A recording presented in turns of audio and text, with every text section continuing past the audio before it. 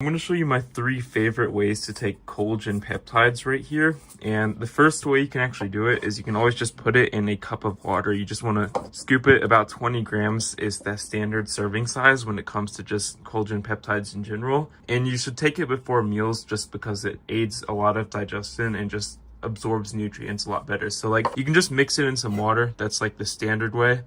You can put it in a cup or a bowl. It doesn't really matter that much. Or put in some oatmeal.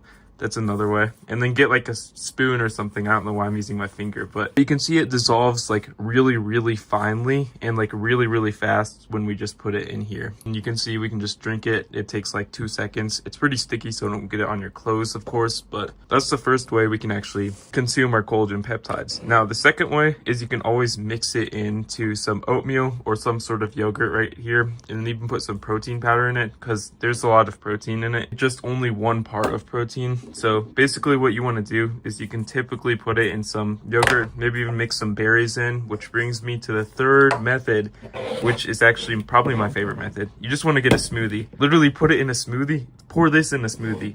Like, it's actually so freaking good. It like goes into anything. I honestly like the taste of it just plain. That's why I just put it in water. And if you try to dry scoop it, don't, because it's going to be like sticking to the top of your mouth like gum and never come off. But put it in a smoothie or water are typically the best methods. And those are the 3 ways that you can actually have collagen peptides. Hope you found this helpful, and let me know in the comments if you have any other ways.